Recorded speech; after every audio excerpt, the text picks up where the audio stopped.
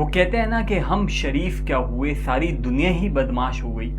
ऐसे ही कुछ हुआ कि हाफिज नईमुर रहमान साहब जो हैं जमात इस्लामी कराची के अमीर, वो कहते हैं भाई एमक्यूएम जो है वो बाजार में बैठी हुई एक जमात है, जो आए बोली लगाए उसे ले जाए। मतलब ये तो एक पूरा शायराना अंदाज हो गया कि कोई भी आए पैसे लगाए उसे ले जाए। तो अब बाजार में कौन बैठता है और किसे ले जाया जाता है ये तो आप लोग बखूबी जानते हैं। और फिर उसका रद्द अमल जो है वो सैयद मुस्तफ़ा कमाल जो कि पीएसपी के चेयरमैन, और अब जब से एमक्यूएम जो है वो जम हुई है पीएसपी में, बिल्कुल मैं सही कह रहा हूँ, ऐसे ही कहते हैं सब कि भाई पीएसपी एमक्यूएम में दम नहीं हुई है, एमक्यूएम पीएसपी में जब से जम हुई है तो मुस्तफ़ा कमाल जो है वो सीनियर डिप्टी कन्वीनियर बन गए। और उन्हीं के अल्फाज जो हैं वो पहले कहा करते थे कि एमक्यूएम तो एक बाजारी जमात है।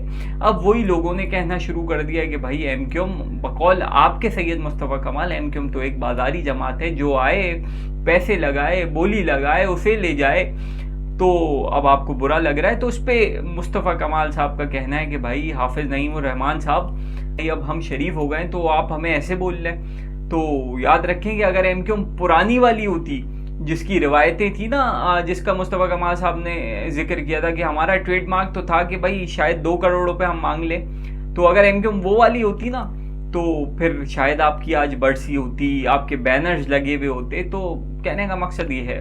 और उसके बाद फिर सईद गनी साहब भी जो हैं वो भी मैदान में आए, जब उन्होंने देखा कि भाई ये 2 जमातें लड़ रही हैं, तो उन्होंने भी यही कहा है कि भाई एमक्यूएम जो है वो तो बस हर इक़्तिदार में शामिल होती है।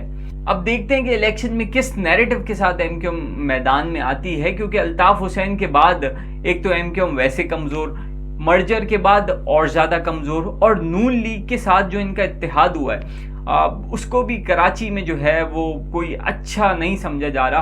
क्योंकि एक दौर था ना कि फिर मुस्तफ़ा कमाल साहब ने जवाब दिया सईद गनी को और कहा कि भाई इसी चौखट पे सब आया करते थे, चाहे आपको वज़ीर आज़म बनना हो, आपको सदर पाकिस्तान बनना हो या चेयरमैन सेनेट बनना हो, तो आपको आना पड़ता था, उन्हीं सीढ़ियों को चढ़ना पड़ता था हैदराबाद की। तो सही कहा मुस्तफ़ा कमाल साहब ने कि एमक्यूएम जो है वो किसी ज़माने में बड़ी स्ट्रॉन्ग होती थी। एमक्यूएम की सीट जो हैं वो फैसला करती थी कि भाई किस तरफ जाए और उसका पलड़ा भारी हो जाए, लेकिन अब ऐसा नहीं है। अब एमक्यूएम को बुलाया जाता है। अब एमक्यूएम को देखें ना, बुलाया गया लाहौर नवाज शरीफ साहब से मुलाकात करने के लिए, और एमक्यूएम की टॉप टियर की लीडरशिप जिसमें खालिद मकबूल सिद्दीकी, मुस्तफ़ा कमाल, फारूक सत्तार, ये सब गए।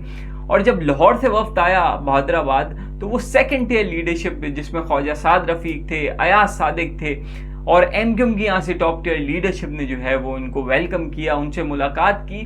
तो अब वैसा एमक्यूएम का भरम जो कहते हैं ना वो वैसा नहीं है, जो कि क्योंकि वो कैरिज्मा था, वो जिस पर्सनालिटी का था वो थी अल्ताफ हुसैन। अब अल्ताफ हुसैन के बगैर एमक्यूएम जो है वो तो कभी इधर कभी उधर, कभी इस पुलते कभी उस पुलते। वो एक गाना है ना, तो एमक्यूएम का वही हाल है कि भाई कभी इधर कभी उधर, और जहाँ का फ़ोन आ जाए वहीं एमक्यूएम चली जाती है। और एक और कुछ खबरें आ रही हैं कि भाई इलेक्शन जैसे जैसे करीब आ रहा है तो एमक्यूएम के एक साबिक वज़ीर हैं जो कि अमेरिका में अभी मुकीम हैं, उन्होंने जो है वो वहाँ पे एक इंटरव्यू दिया है, और उस इंटरव्यू में उन्होंने कहा है कि भाई हम तो आना चाहते हैं, अपनी कौम की खिदमत करना चाहते हैं, लेकिन जैसे ही हम आने का प्लान करते हैं यहाँ पे जो एमक्यूएम पाकिस्तान के लोग हैं वो हमारी शिकायतें शुरू कर देते हैं, और जब वो शिकायतें शुरू करते हैं तो फिर हम आ नहीं पाते हैं, जब हम आ नहीं पाते हैं तो फिर हम अपनी कौम की खिदमत नहीं कर पाते हैं। तो देखते हैं जी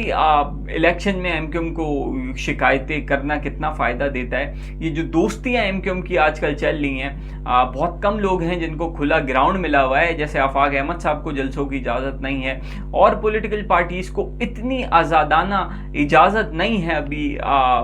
बज़ाहिर तो इजाज़त है, ऑन पेपर इजाज़त है, लेकिन वो माहौल क्रिएट उनके लिए नहीं हो रहा। लेकिन इस बार एमक्यूएम ये शिकायत नहीं कर सकती कि भाई हमें जो है वो ग्राउंड नहीं मिला।